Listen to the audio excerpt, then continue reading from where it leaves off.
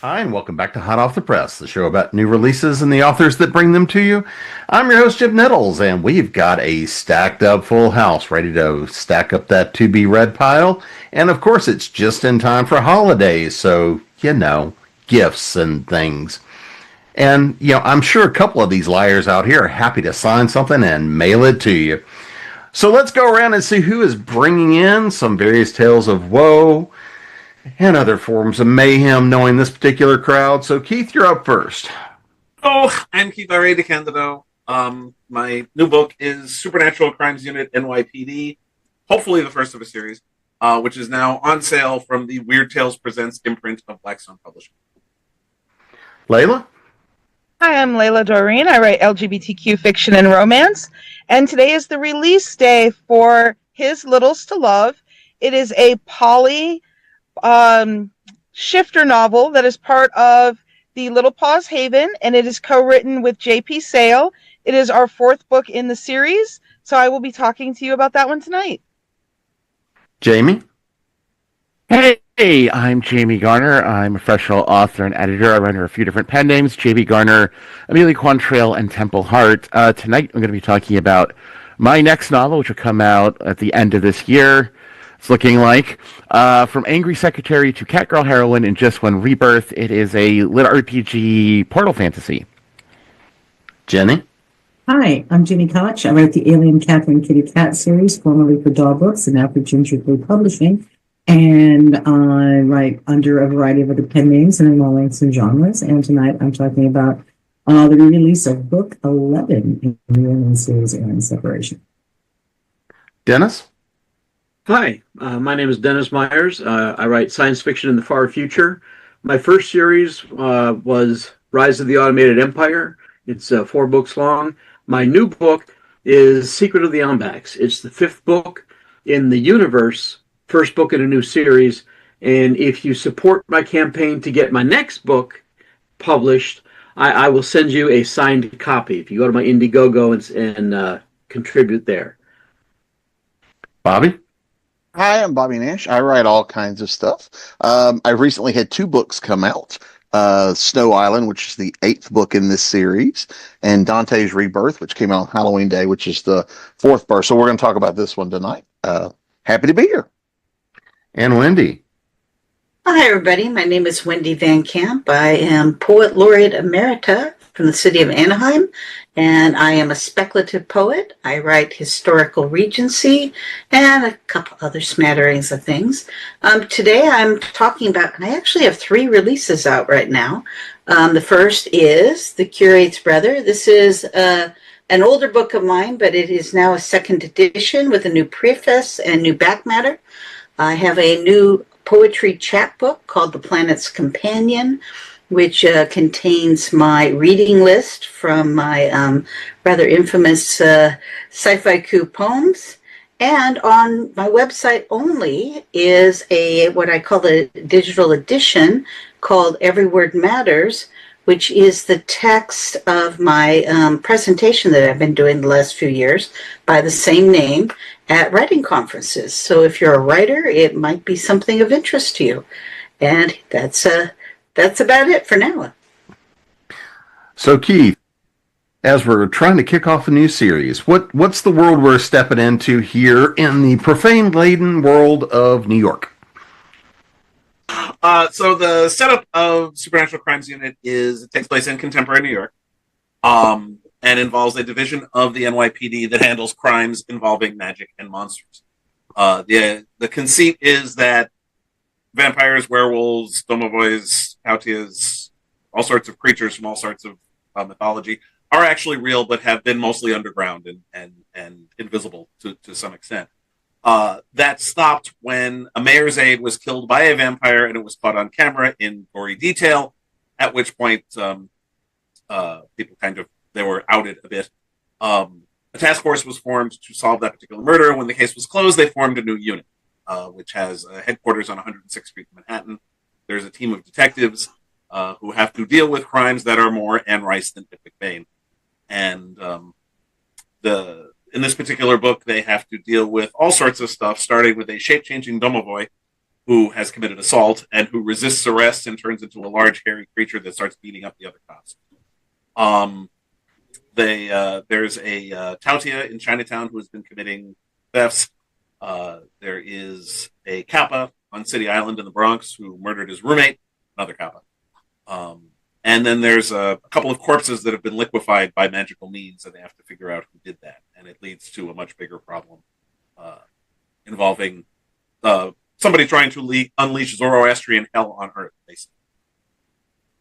So an average day in New York. Pretty much, yeah. So Layla, what about you? Since this is the fourth offering, what world are we stepping into with this one? So you are coming back to the Little Paws Haven series, and it is a little bit of a different take on Daddies and Little books, because like in our second book, our Little was an assassin. So like our Littles aren't typical Littles, and the two daddies were like biker daddy assassins. They were really fun to play with. In this book here, His Littles to Love, you have Arlo, who is a rhino shifter enforcer for the Clash. So he has been working on this case for a while now. This council has gone rogue. They're trying to shut it down. There are 2 council members left, and they've been doing genetic studies to make enhanced shifters. And most of the members of the community, they want to stop this because they're actually harvesting from the community. Their kid shifters are vanishing, they're being slaughtered. There is just so many things going on in different parts of the world. And that brings you to Cookie Town. And Cookie Town has become a haven for these shifters who have been displaced, who are being hunted. And as part of his job, Arlo has he's single. His life is devoted to his crash, to his job as an enforcer, an investigator. He goes out and he is, he does kill people from time to time if they threaten Cookie Town. But now he's got a very interesting assignment in His Littles to Love. He's got to guard a meerkat shifter named Taggart, who is a computer whiz. He's a hacker. He mines information from the web. And they've harvested these eyes that had cameras in them. And they want to get the information off the cameras that were in these eyes. And for those who read the third book, they will know just how those eyes were actually harvested in Enforcer's Little Warrior. And it was kind of gruesome. Along the way, however, he's got this little oxpecker he bumps into on the road. Little oxpecker shifter. Poor tiny little thing is trying to get all these boxes out of a car so he can change the tire. Doesn't know how to change a tire. Here comes this, big rhino, changes the tire for him, follows him into town. And it's like, okay, you've got these 3 characters. It's a very poly situation because they're shifters. They're looking for their fated mates. And their fated mates aren't always of the same species. So in this case, we have a rhino, an oxpecker, and a meerkat in Cookie Town trying to solve the next piece of the puzzle. Because why not? I love how you're so gleeful. They walk into a bar. Gleeful when you're talking about the mayhem. Important to be happy. Important to love your work. Yeah, Yeah. All right, so Jamie. Right, so Categorical Heroine is a portal fantasy, which means we have a couple of different worlds. The one we only are there briefly. It's the one that we probably want to spend the least time with, which is our own. But we quickly move things to a fantastical fantasy world called Aurea. It's a world that actually most Earthlings know about in this reality. They just don't know it right because they know it from a very popular and successful series of video role-playing games called Return of the Dragon Gods. Of course, it's wrong because it is visions of this fantasy realm transmitted by the very weak magic on Earth into the dreams of creatives. So they've taken what they know and they've warped it so that our main character, Beatrix Taylor B, as her few friends call her, when she winds up in this world, all of her knowledge is not necessarily useful. It's circumspect at best. But it itself is a world of magic. Everyone uses magic. It's just a natural thing. It's so prevalent. And it is a world. It's at this point, because of the machinations and constant march of a grand imperial force that absolutely hates the idea of divinities. It's split into basically two halves. There is the Silvertier Empire, which consists of most of your traditional fantasy races, your elves and your humans and all the pretty ones. They use technology and magic combined together. They staunchly believe that gods are terrible because they, control the fate of mortal beings. And then there's the Heavenly Savannah, where most of this story takes place, which is, a pristine magical wilderness, much like the African savannah, where the various beastkin tribes and clans rule that and they live in tune and harmony with the gods. Literally, the equivalent of Mount Olympus, the spire of the dragon gods, rises in the center of the savannah. So we have this basically let's call a spade, a colonizing force of technologically superior and, by their own viewpoint, culturally superior empire encroaching on this, this magical land where people still have faith, but they don't have technology. Jenny, since I know we're going back to the Kitty Cat series, but kind of how's the world set up for this particular one? Well, for this one, in the events of Book 10, Universal Alien, have kind of crashed in because Kitty changed places with another version of herself in that book. So at the start of the book, everybody's like, woo, everybody's back where they're supposed to be for about 5 minutes. And then a selection of about 20 people gets Star Trek kind of pulled. Their atoms are shifting and they are pulled away. And they end up something, it's kind of going hinky, right? While they're getting pulled away, it looks like it's starting and stopping, kind of like my internet. And that's a shout out for AT&T right there. So they stop in the middle of space, right? And then it clicks again and no one's dead. But they're separated either singly or in groups. And it takes a while. They have to figure out where they are. As it turns out, they're in the Alpha Centauri system. And what's going on and why are we here? What happened? Who pulled us there? So you get to see the planet in the Alpha Centauri system that you've never seen before, Beta 8. And we are meeting creatures of all kinds who are sentient and sentient in different ways and with different talents. And Kitty and company have to figure out what in the world is going on here. Why were they pulled? What's going on? And how did we fix it? Dennis? Well, this story is about a first contact, not just any first contact. It's the first contact of humanity ever. And the mission itself was put together right on the cusp of a war. So they were put together quickly. The crew was from multiple different factions, and not all of them were selected because of their expertise. The clues that they had that this world had an alien civilization led them to believe that this was going to be an advanced civilization.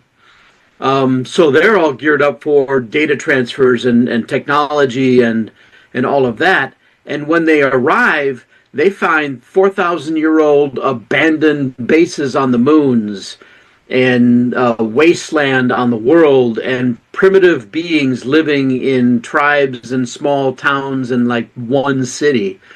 They're completely out of their depth. And their first contact, the very first contact, they find a city in the middle of the desert. It's a walled city, and they're getting some electromagnetic radiation signals from there. So they think, oh, maybe they've got electricity. So they land their shuttle outside the walls. And then they find out just how accurate the cannon fire is. So their first contact doesn't go well. It's a disaster, like 3 very big disasters, and then they call it quits, and then the story starts. Bobby? Yes, with Dante's Rebirth, we return to the fictional town of Dante, Arizona. This is it's so weird. This has been the little book that could, because the idea got it started in an anthology I did called The Devil's Due. I did a story, and that the premise of the anthology was deals with the devil always have a price. So I wrote this story called Dante's 10th for that. So the publisher comes back later and goes, "So what happens next?" I have no idea. You asked for a short story. He goes, No. We're thinking this has series potential. So I'm like, great. So I wrote 3 novels thinking we'll do a trilogy. We'll wrap it up. And spoiler alert, like I destroy the entire town at the end of book 3. Then the publisher comes back and goes, "What happens in book 4?" And I'm like, oh shit. So this is the start of a whole new story arc. So if you pick just this one up, it's a new beginning. So it's fun to revisit and set up some new things, plan out some new things I didn't plan around the first time. But we're rebuilding. And you get to rebuild the town. We're rebuilding the town. I'm getting to give it new things I wish I'd have done the first time around.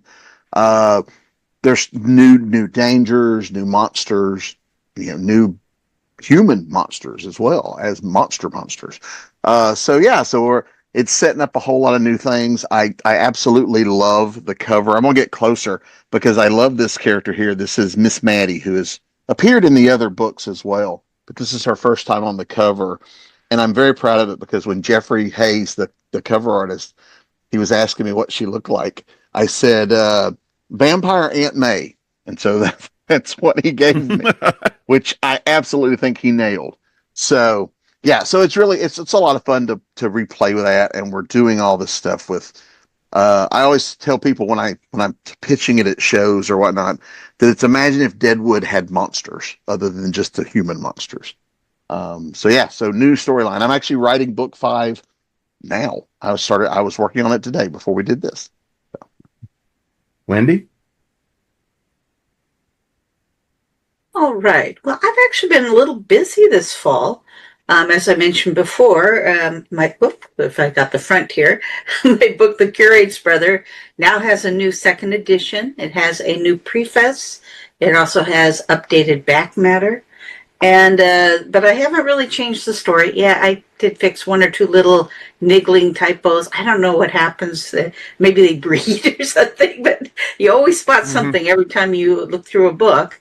But the main reason I wanted to set up a 2nd edition is that it's now officially book 1 of Letters from the Sea, which is my new Austin series.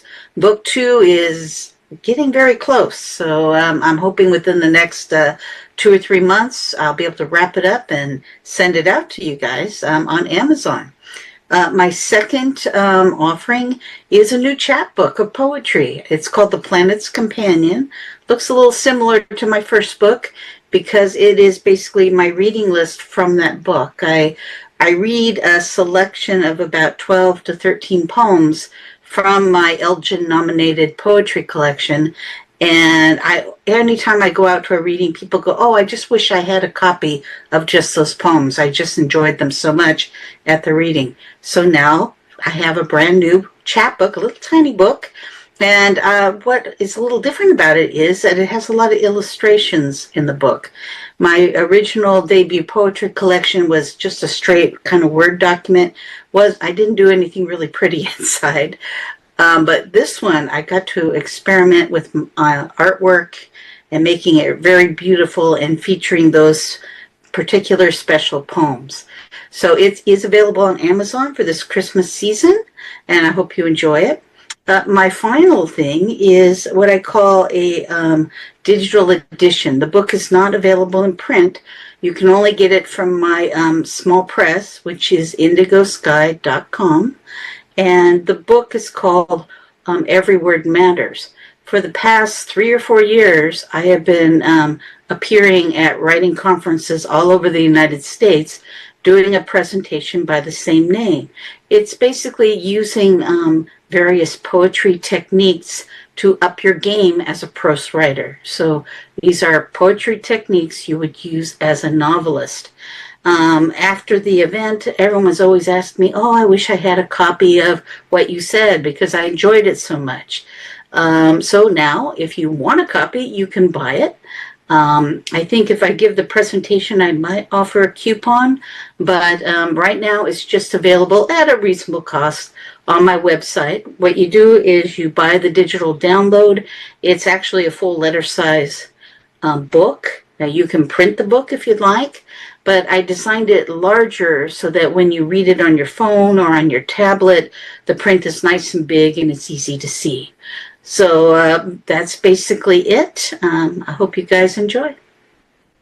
That is a brilliant idea, especially if you're doing it at 8.5. Like it's when if they print it themselves, it fits perfectly in a notebook. Exactly, it'll fit Brilliant. in a notebook. I love that. And but it shows up really good on the screen too. Mm-hmm.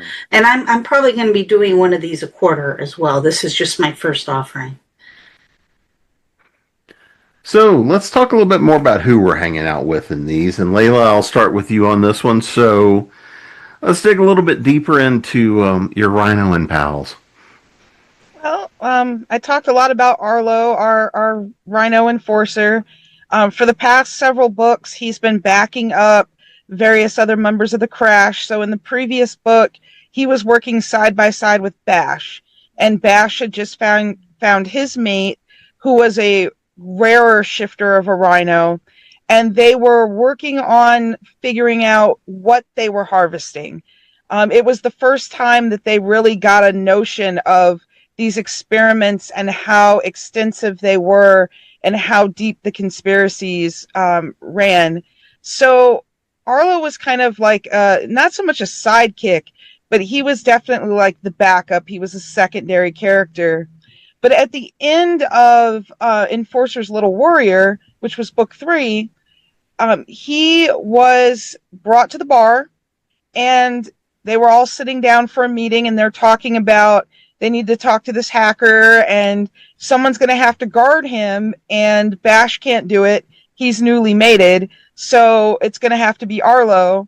Arlo's going to have to guard him while he's mining this information, because the eyes, those cameras, everything, the thumb drives they've found, they're not going to be out of Arlo's sight. He's got to be there while the information's being pulled out of him so that nothing can happen to them. They can't vanish. They've had attacks come from the air. They don't want to see that happen again. So he's got to guard Taggart, which is great because Taggart turns out to be his mate. They figure that out right early in the book, but Arlo's kind of like, well, that I met this guy on the road, and I'm pretty sure he's my mate. He's like, maybe I've just been, working way too much, and I am not even getting the signals of who my mate is. And Soren is this little oxpecker who has grown up around rhinos far away from Cookie Town in another, area in the book, and they're area has been hit by this rogue council. They've had people go missing. The whole area has been decimated for the most part. It was burned. They figured out that, yes, the council has figured out how to give shifters elemental powers. Now we've really got to figure out how to shut them down because, oh crap, that one just turned into flames and this one turns into poisonous smoke. Joy!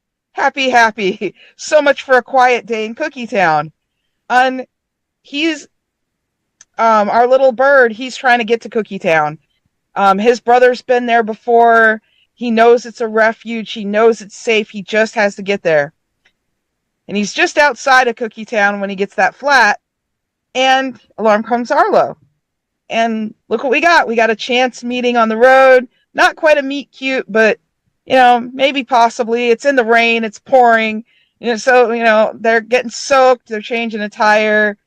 All of that goes on. And they realize that, okay, he's got information. Taggart's gleaming information.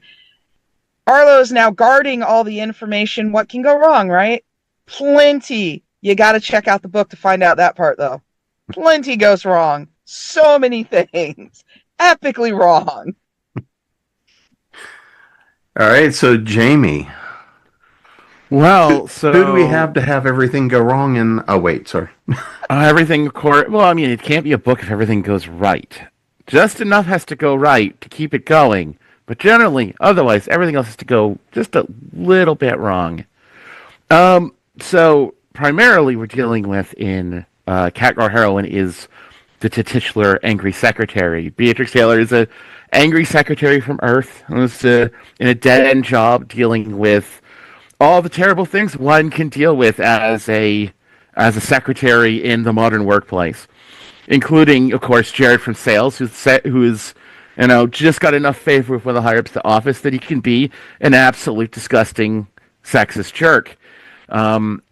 So being struck by a car while saving a cat, being struck by a truck, let me correct, while saving a cat is almost a blessing in disguise, especially when B gets a reward for a good deed by waking up in another world that she thinks is going to be great, by having had her life stolen by a goddess from that world who decided a good deed should go rewarded.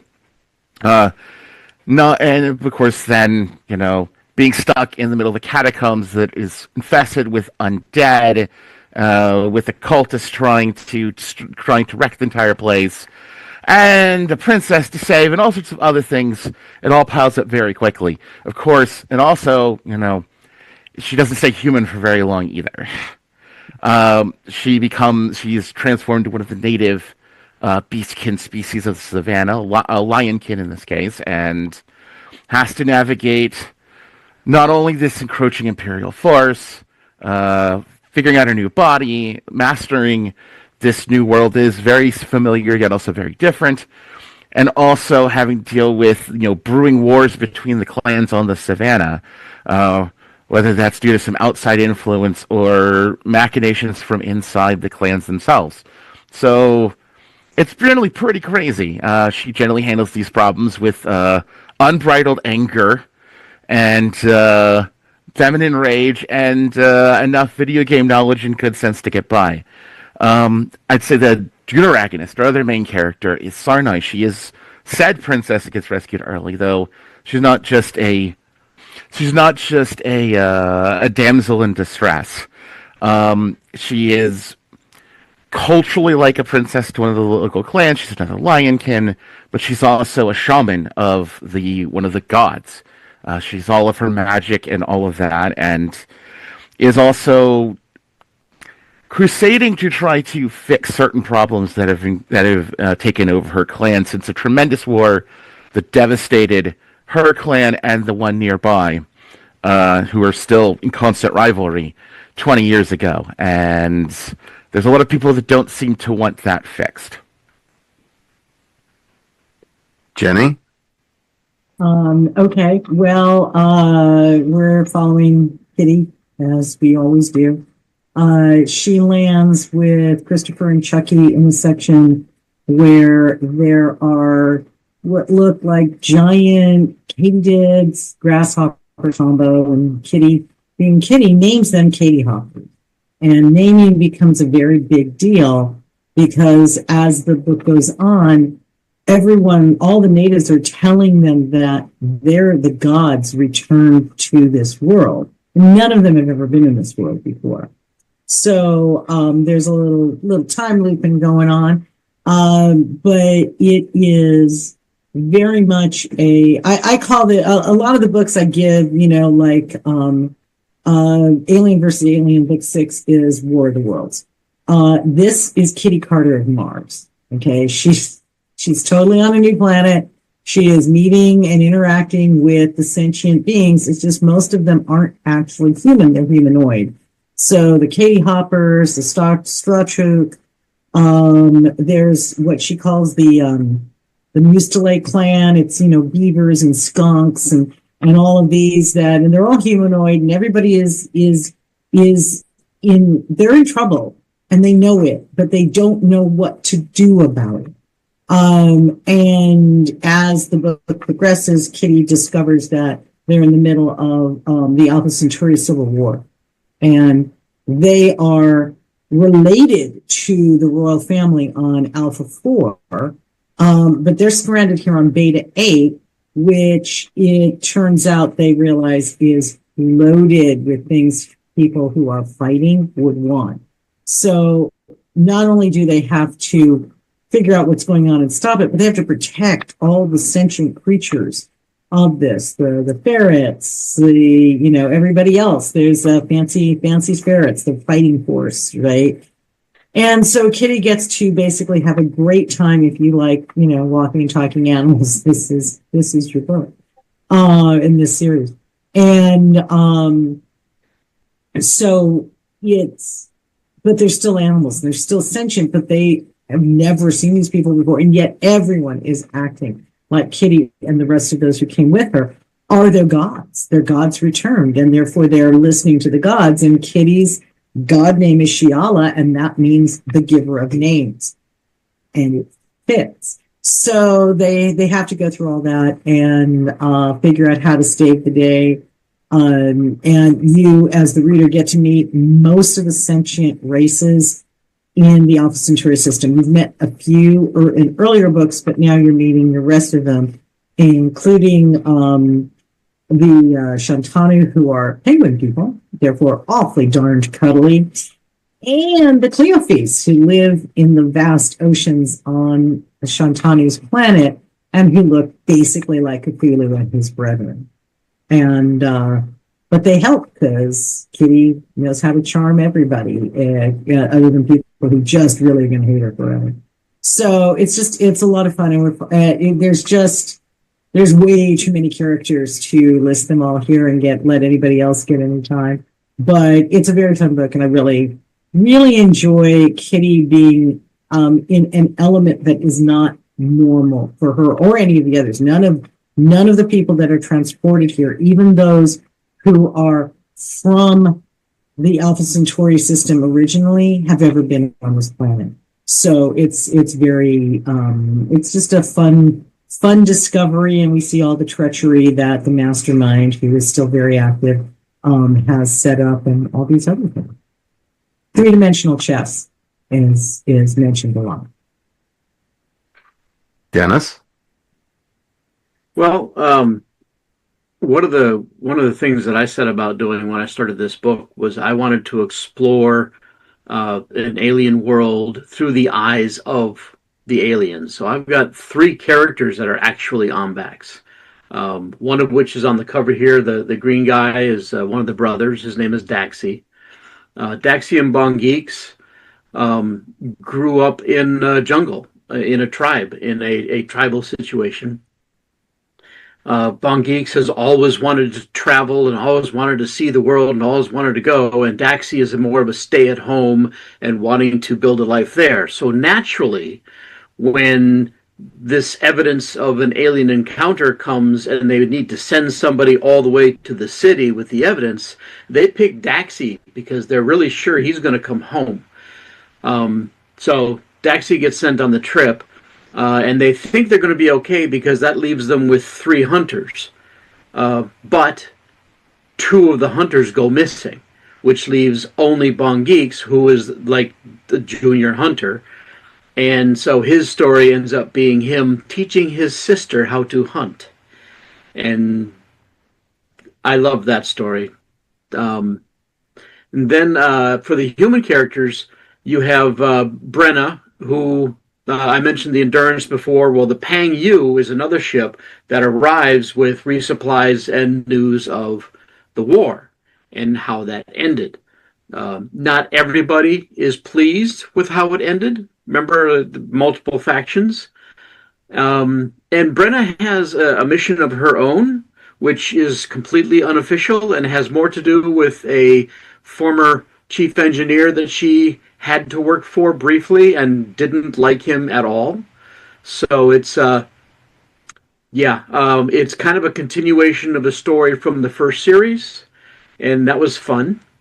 And then Skip is the captain of the Endurance, and he's trying to keep everything together and keep people from fighting, and he's got a little bit of a problem because his youngest son who was 12 during the voyage over, is now 20, and he wants to go back to Earth.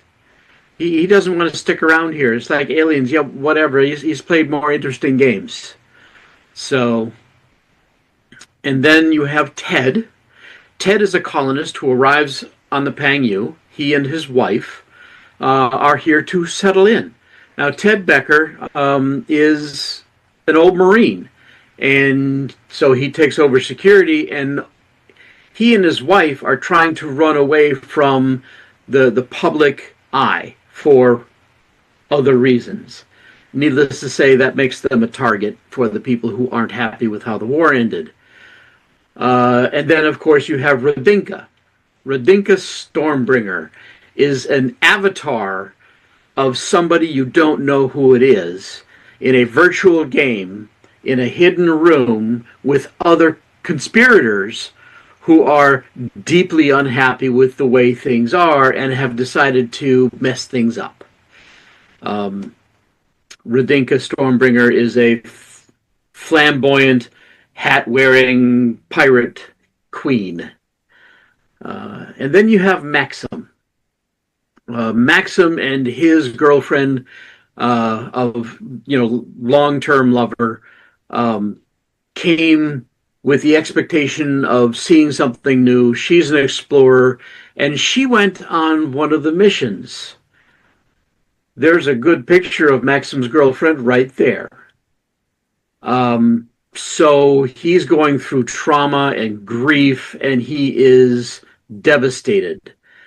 And then when they retrieve the shuttle that she was on, which comes back up automatically, there's a stowaway. Enter Fundek, my third Ombax character. And Fundek keeps on running into Maxim, and that is not a pleasant situation. So yeah, I've got multiple storylines interweaving, and it's a great story of exploration and learning about other people. Bobby? Back from the previous books, Elizabeth Perth and Heath Moore are kind of our main characters through the series. So they are back, as is Father Elias, the vampire priest. And the rest of the characters, there were a lot of secondary characters from the first few books who kind of elevate, like Miss Maddie, who I showed, Vampire Aunt May. She takes on a much larger role in the new series. We also introduced a few new characters as I killed off quite a number of people in the last book. The Pommel brothers are new to town. They actually are the guys that are on the cover there. One's a gambler, and one is a cowboy gunslinger, and they go to work for Miss Maddie, which starts rolling out Miss Maddie's plans for the town, because with the people that ran the town all dead, she is like the elder statesman of the town, and she has a lot of power and a lot of goals and a lot of trying to make things happen the way she wants them. So we've got that going while we've got the mines are being reopened, because the town was wiped clean, so everything is starting over. So all of the mines, the gold and silver, shifted location into the ground. So people that had thriving mines now have an empty hole. So there's a lot of those kind of things going on, and backstabbing and things. And then, we dig up some monsters that are living in one of the tunnels in this particular book. So it's just a lot of playing with those type of horror in the Old West. We're setting up some things for the next book, et cetera, et cetera. But primarily, I mean, Heath and Elizabeth are the main thrust of the characters, the books. And so everything kind of goes through it mostly through their point of view. So yeah. Wendy? Well, since we're talking about characters, two of mine are either poetry, right, and the other one, of course, is nonfiction. It's an instructional sort of manual. So I won't go over them this segment, but I will talk a little bit about the curate's brother. which is the first book of my Austen Regency series, Letters from the Sea. Letters from the Sea is basically a fan fiction on a Jane Austen novel called Persuasion, and it is a story about second chances between Anne Elliot, the daughter of a baronet in England, and a young sea captain by the name of Frederick Wentworth. She and Frederick meet in one fateful summer, and he proposes, she accepts, but she is talked out of the engagement by her godmother, Lady Russell. Lady Russell tells her, it's not good for him to be married. He has to go through the ranks. He has to take chances. You're going to hold him back. You should stay here in England and maybe find a titled gentleman instead. Well, she loves Frederick, but she listens to her godmother and she cries off the engagement. And in that time period, only the woman could to basically annul or get rid of the engagement. A man, once he commits, culturally could not change. He's obligated to go through with it. So she is able to do this. He, of course, is very angry and bitter, and he storms off to sea. So the curate's brother actually outlines what happens that summer when they meet for the first time. So this happens before Jane Austen's book, but it's told through the eyes of Frederick's brother, who is a curate, which is kind of an Anglican priest, or let's say a junior level one. And the story is actually told through his eyes. He's basically doing the work of a preacher, doing good work in the village, taking care of the flock, that kind of thing. And one day his brother shows up on his doorstep, and the two of them end up having summer romances. I won't tell you how his brother's turns out, but because of Jane Austen, we do know what happens with Frederick. That's when the breakup happens. But this is just book one of the series. Book two is called Christmas in Kellogg, and even though the story is told mainly through the eyes of Anne Elliot, the baronet's daughter, the romances are actually more about Charles Musgrove and her sister Mary. There's Charles's brother.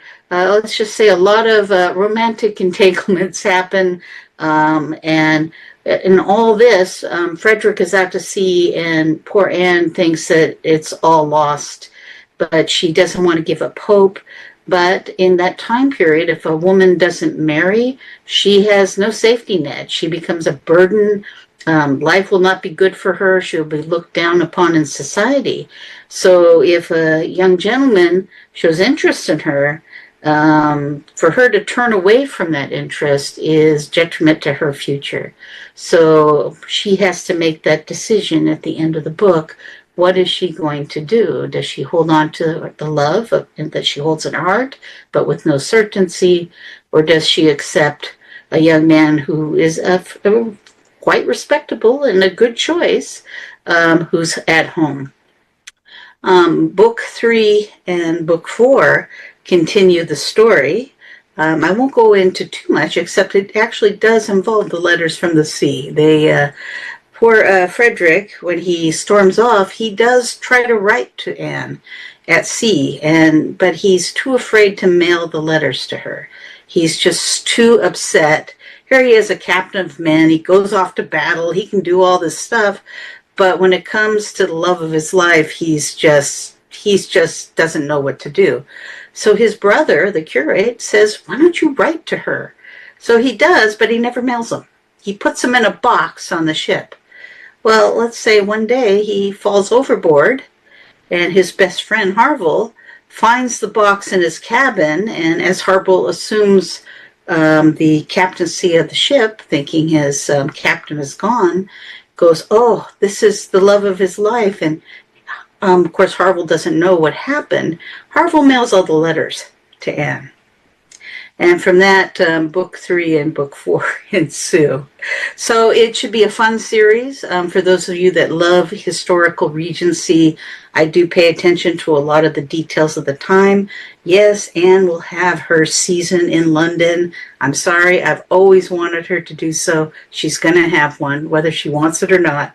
And it should be a good amount of fun. Book 1 is on Amazon. It's The Curate's Brother.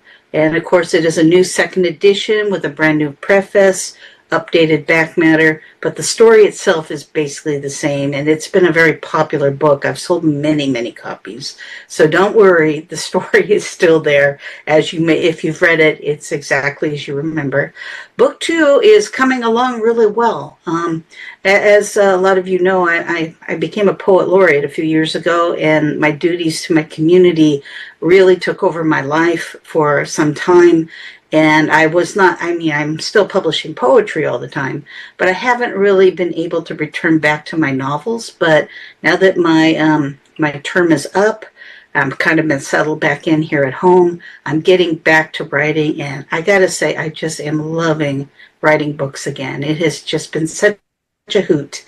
And suddenly, book problems, plot holes, they're suddenly starting to come together. I don't know why. Maybe it's just I'm not so exhausted anymore. I don't know. But I'm really looking forward to finishing Christmas in Kellogg and moving on to books 2 and 3. And of course, many other series are in the back of my mind, plotting and getting ready to go.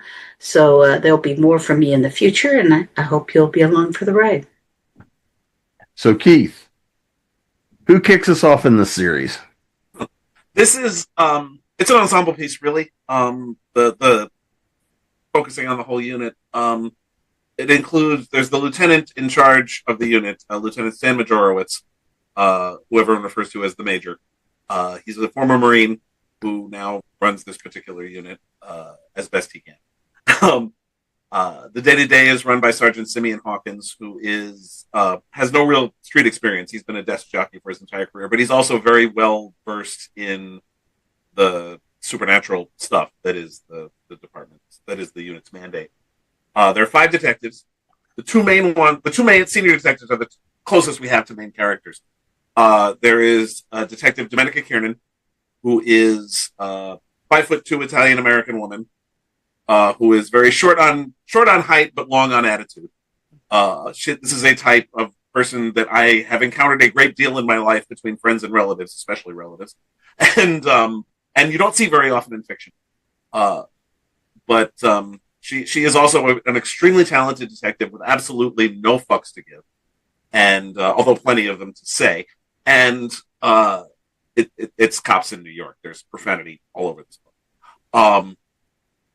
But she was the lead detective on the Mayor's Aid murder, and then was a big part of the new unit when it was formed. The other senior detective is Detective Luis Ortega, who is 60 years old. He's been on the force for 40 years, and he has seen everything.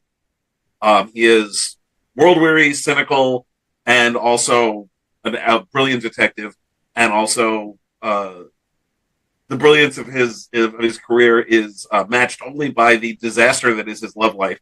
He is currently on his 5th wife and his 4th divorce, and the only wife who didn't serve him with divorce papers only didn't do so because she died of breast cancer before she could. The rest of the squad includes Detective Liam Grion, who is in the midst of planning his wedding, and who also has a secret, which will be revealed over the course of the book, but which kind of haunts him throughout the entire thing. There's Detective Vinnie Fiore, who is he's got a guy for everything. It's usually somebody he's related to, or somebody married to somebody he's related to, or somebody who went to school with somebody he's related to. But almost anytime somebody needs something, Vinny's like, I got a guy for it. And it all works out. The 5th detective is the newest member. She joins the unit as of this book. Her name is Detective Sophia Umali. She's somebody who actually has always wanted to join SCU. She's actually very excited about it. She took several comparative religion courses in college, which she thinks prepared her for this job, and she discovers very quickly that it didn't. But she's also very excited to be there, and she's also kind of the viewpoint character through which, like, she learns about the unit along with the reader. And she, gets her settling in is a big part of it. There's also a civilian archivist who is also their tech support. Her name is Basia Pietri.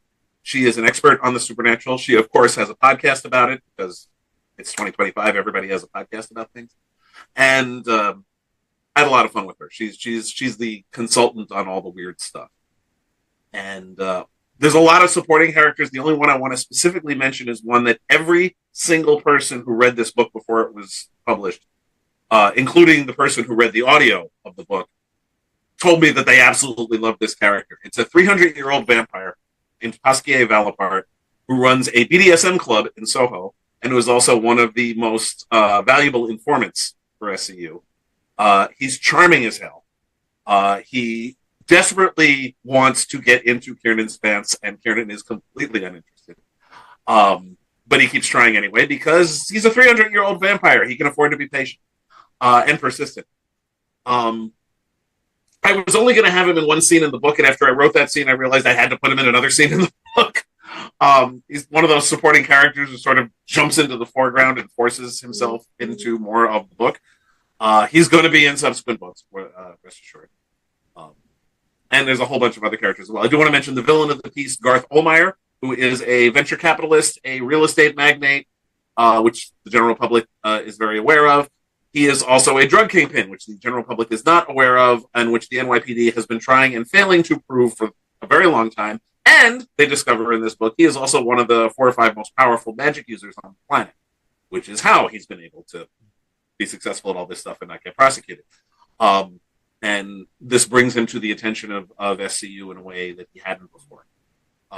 He's the one who is planning to unleash hell on Earth through a ritual that happens on the new moon that will involve things like kidnapping a bunch of junkies who have been hypnotized and using their life force, and doing things on the ley line that is on the 125th Street fault line in Manhattan. So that's most of the character. So when we get into story, right? One of the most fun parts is always that notion of no matter whether you're a pantser, whether you're a plotter, no matter what you do, there's gonna be that moment where your character does something that you're like, that's not what you're supposed to do. And often it's related to something you learned or discovered along the way. So, kind of looking at this, and Jamie, I'm going to start with you on this one. What's something that as you were going through all of this, where either you or because of your character, you tripped across something that you just found funny, found interesting, fell down the rabbit hole, but it was one of those things where all of a sudden you're trying to figure out, how did you wind up here? Okay. Well, this is actually going to be pretty benign, but I find it interesting.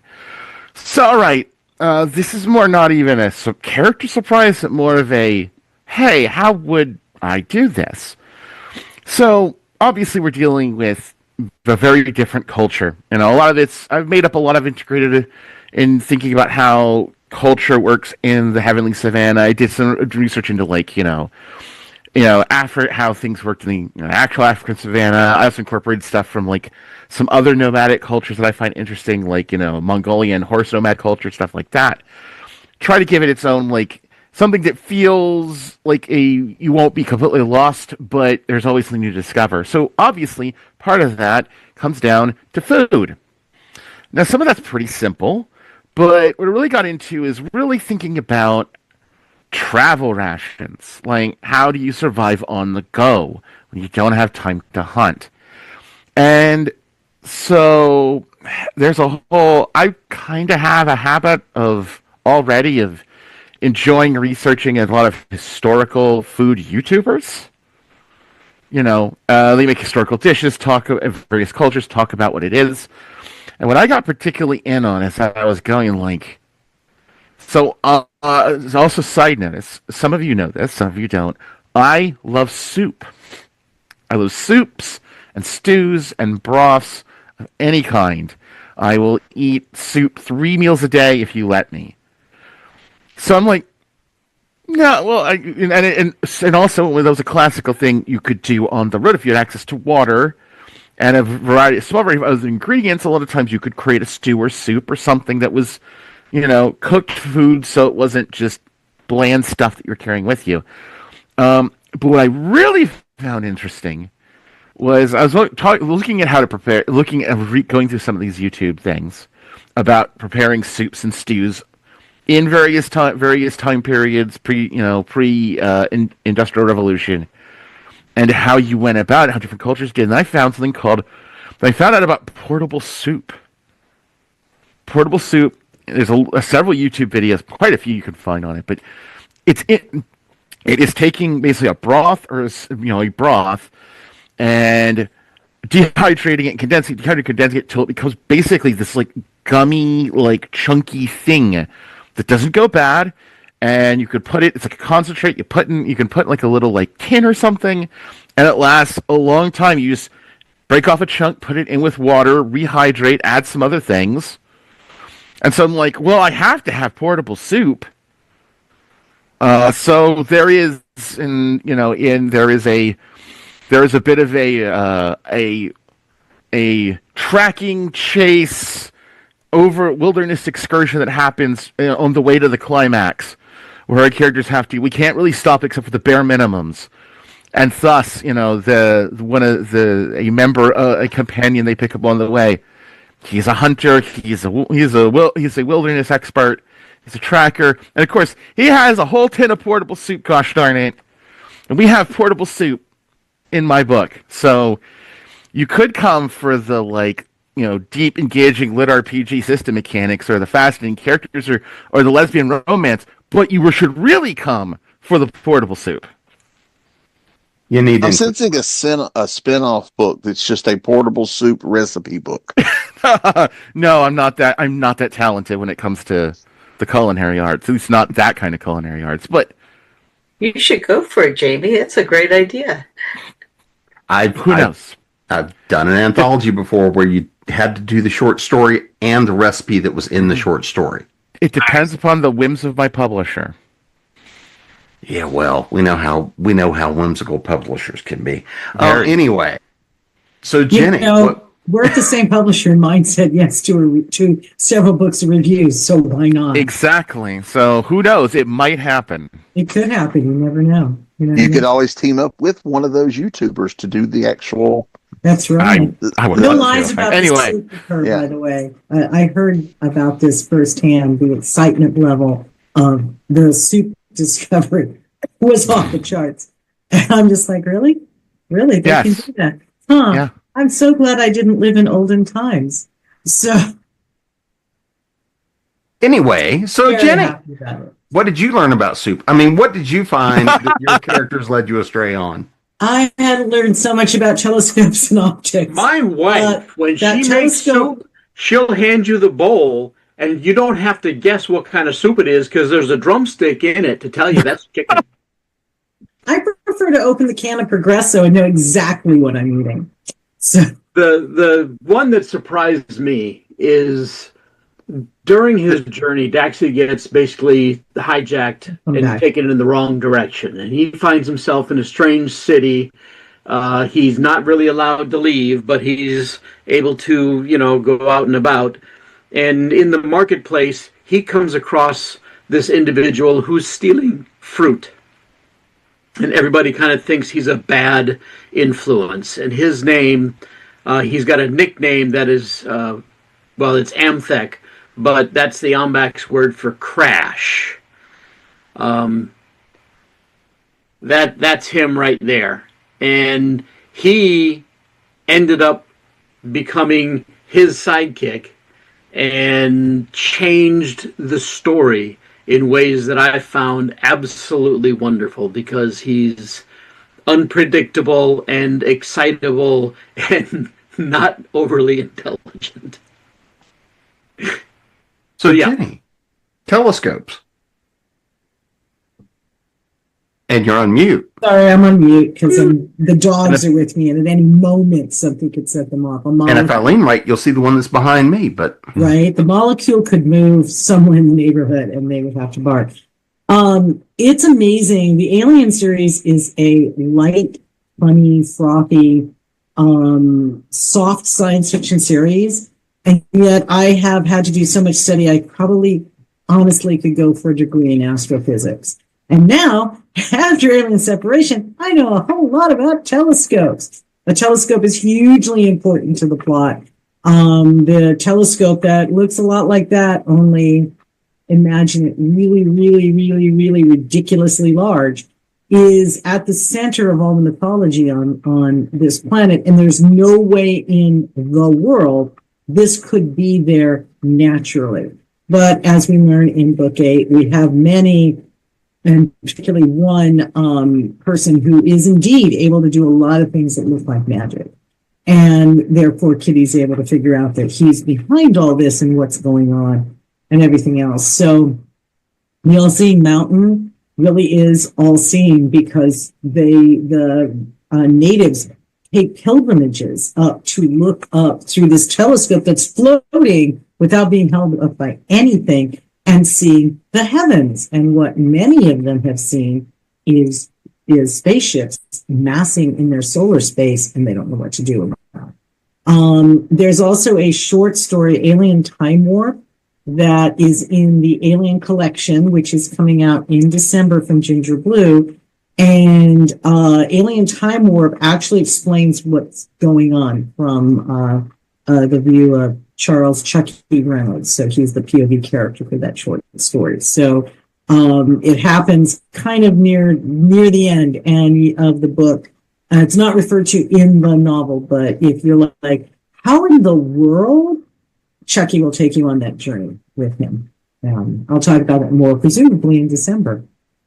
So, Bobby? Yeah, for me, I there's always a character that either takes over or wants to take over or reminds me that they're more important than I thought they were. And I think a lot of it comes, even though I kind of know what's happening, a lot of times these things will pop up and alter the course of part of the story. Like my original plan for this, Miss Maddie was not going to be as big a character as she became. But once she told me she was in charge, that changed the direction of the two new characters because they ended up going to work for her, which was not the original intent. The story works much better that way, but it was not a plan. It was once I got to know her, other than just a side character we visited once or twice a book, where she kind of steps to the forefront, and she basically told me, I'm this important. This is what I am. This is what I'm doing. This is why I'm doing it. And so that led me in other directions with not only with her, but the characters in her orbit. And I always love it when that happens because you get some of the best twists of my career or best character moments were not planned by me. I always tell, I know you guys are going to laugh at this. Everybody laughs at this. My characters are way smarter than I am. And they will constantly do that. They will wait until we're well into their story, and then they'll go, oh, by the way, and they'll let me know something that shifts things. And I get some wonderful character moments and some more interesting twists to the story than I originally planned. And in this, like I said, so in this particular book, that was Miss Maddie that did that. Wendy?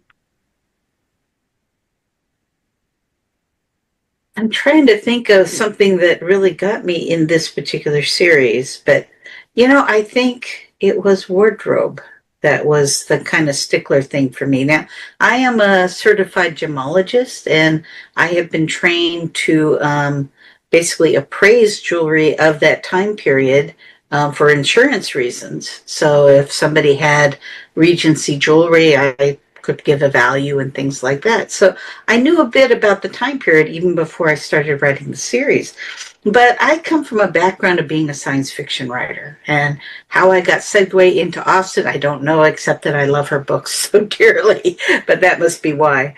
But the thing is, when I did the first draft or the first revision of the book, and I asked some beta readers to read it, they were mainly all women who liked romance. And the first thing that came out and goes, why don't you describe their dresses? What are they wearing? We need to know this. This is important. And I kind of went, oh, it did not even occur to me. So it forced me to, one, have to research all the fashion from the time period, and two, I had to match what I learned of the fashion to each character and what they might wear that would be part of that time period. So when I included all this in the next one, the beta readers were much happier. And I learned my lesson. Just because I happen to be a little more analytical and more into science and things of that, not everybody is. And when you write, you need to learn the tropes of the genre you're writing in. In this case, it was romance. And you have to learn what the readers expect and like. And it was a real eye-opening lesson to me. And needless to say, you will find beautiful gowns and dresses in all of my Austen books now. So Keith, I'm not expecting too many ball gowns. No. Although there is soup. There's actually when Patricia Santomaso read this after she finished the audio, she told me when she was done she was hungry because there's a lot of people eating in this book, and there's food from all over the because food is important. And I admit that is a big part of my own Italian upbringing is that, food was pretty much the house religion. But food plays a very important role in the book. I mentioned Valapart, the vampire who sort of jumped out and took over the scene he was in and forced me to write a second one. But I think the biggest thing that jumped out at me and that was not part of the book as conceived, but wound up becoming a very important part of the book as written. And I can't be too specific yet because it's kind of a plot twist. But I mentioned the character of Grion, who has a secret that he's been keeping that haunts him. That secret was not part of the original conception of the character. That was not there. And it winds up becoming incredibly important to the climax of the book. To the point where I'm sure people reading it will think, what do you mean that wasn't part of the original? How could it not have been part of the original conception? It's so important. But as Bobby said, the characters are sometimes smarter than we are. And in this case, it was something that it was a missing piece from my original conception that needed to be there. And I'm glad that I figured out halfway through writing it that I needed to have it there and had to go back and seed it sooner. But that was the sort of thing that caught me off guard. It doesn't happen to me that often. I'm very much a plotter. And the early part of my career was writing media tie-in fiction where you not only had to plot everything, but everything had to be approved and you couldn't deviate from it. It has happened. There was one Star Trek book I wrote where I didn't realize I was killing a character until I was in the middle of writing his death scene. And at which point I had to email my editor and say, can you check with Paramount and make sure I can kill this guy? But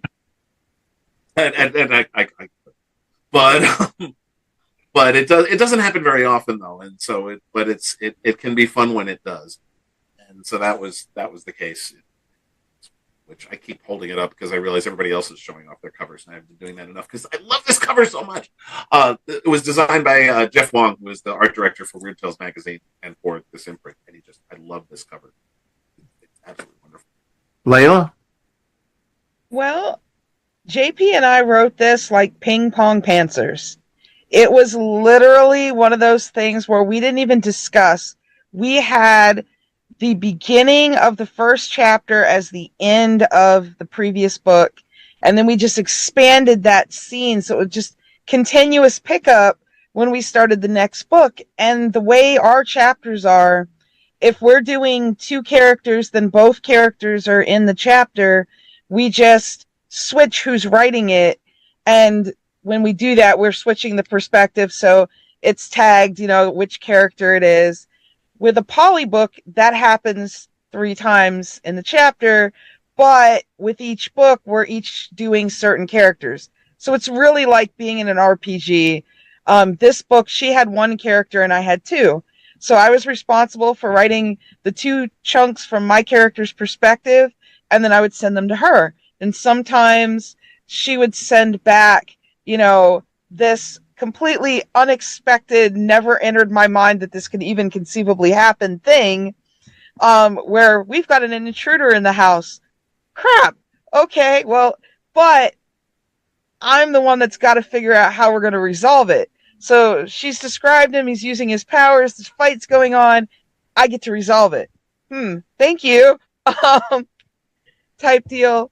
But it was so much fun because we never discussed any of it until at the very end we were like, okay, is there anything that we want to see happen in this one before we go to the next one? Nope, we just need to hit this. Okay, yep, that's on our yep, there we go. We're already on the way. That's already like alluded to in the previous chapter. That's where we're headed. We're going to finish it off with, this final steamy scene, the mates all together, and then we'll be on to the next book.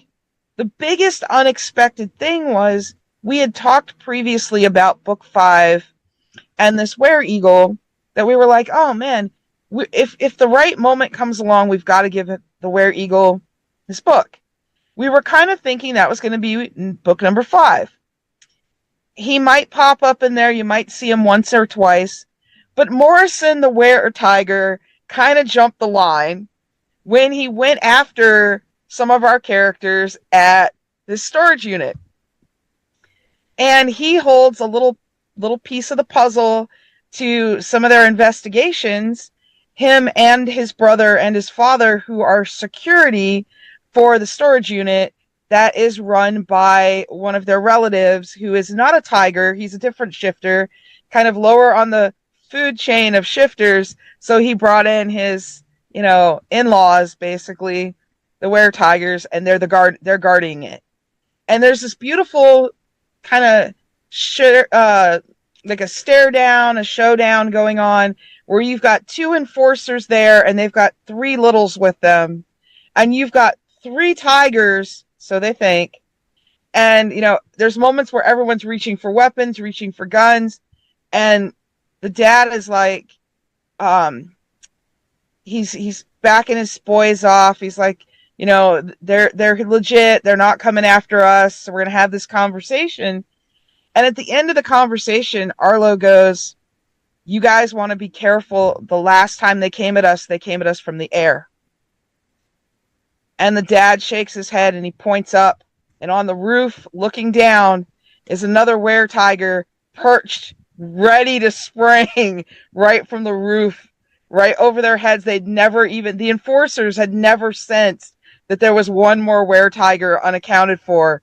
And he was up on the roof like a typical tiger in a tree, just waiting for them to, if things had jumped off and everything. So that was the biggest unexpected, was like, wow, okay, we're writing were-tigers next book.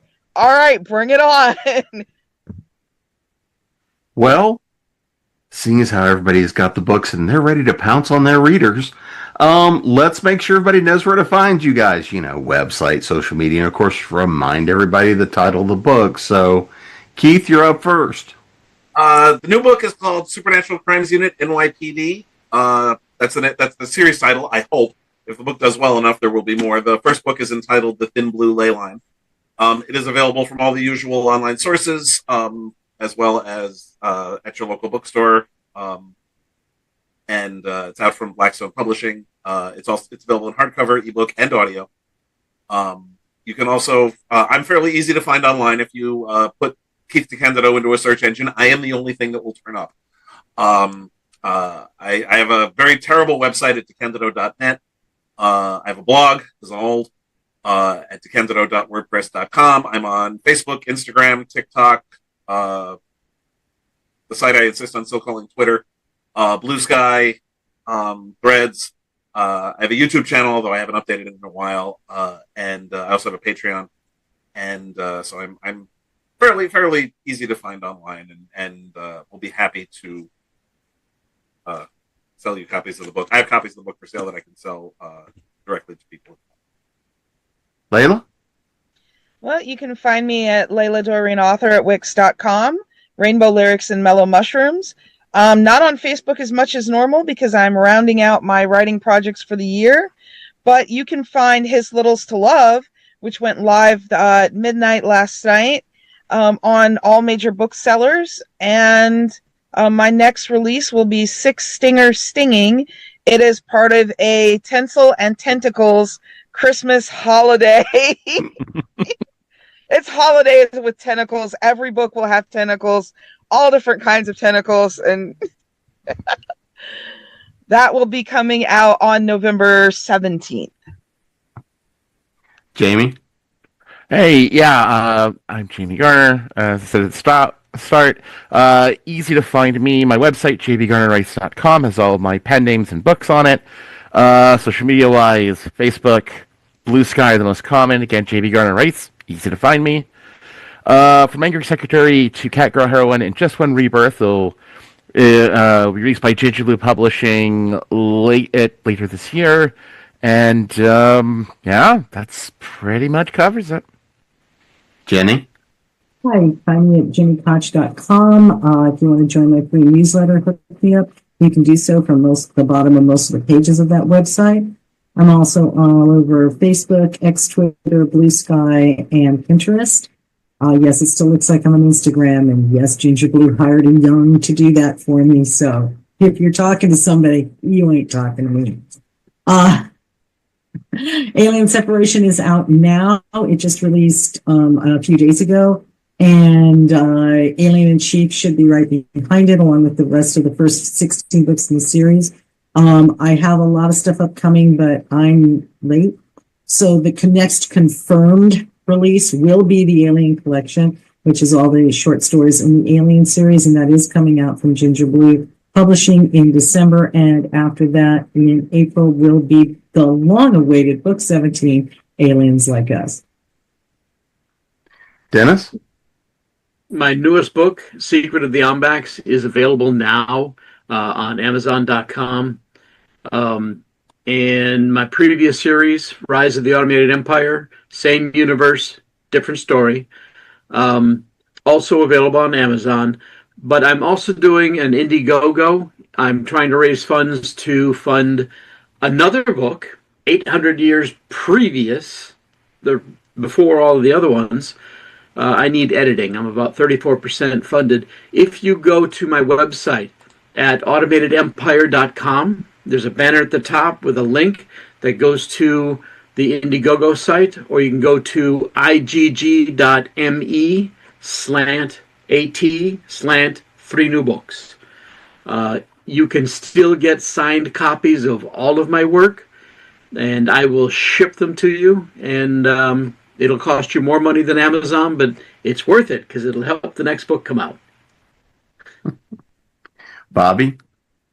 BobbyNash.com is my website. I'm on all the social medias. If you Google me, you have to Google Bobby Nash author, because the character from the TV show gets all the Google things now. Yes, my social media lit up when the character died on the TV show, because everybody thought I had died. It was wonderful. And Google's AI thinks that character wrote my books, which is not cool. Yes. But BobbyNash.com has links to everything, including my books. These are the two newest. Snow Island is the 8th book in that series. From Ben Books, it's available in paperback and ebook. There's an audio book on the way. Dante's Rebirth is the 4th book in this series, published by Valhalla Books. Book 5 will be out next year, and a collection that puts the first 3 in one collected edition. So, Wendy? Well, I'm Wendy Van Camp, and being a poet, the best place to find me is on Instagram. My handle there is @NoWastedInk. And I have a link tree that takes you pretty much everywhere you need to go connected with me. Takes you to my website, wendyvancamp.com. It'll take you to my small press, indigosky.com, where my new digital edition is available. It also takes you to my Amazon listings as well. So just remember Instagram @NoWastedInk. And again, I have a new edition of The Curate's Brother out. Hope you'll check it out. And if you would like to sign up for my newsletter, it's at nowastedink.substack.com. Again, the link is in my link tree on Instagram. The newsletter has a voiceover done by me, which is also available as a podcast on Spotify. And the newsletter basically is a personal ramble, a full essay on writing tips, and my poem of the month. Hope to see you there. And you can find me at jamespnettles.com, authoressentialsworkshops.com, creatingpros.com, and of course here at ConTinual. And go stack up those to-be-read piles.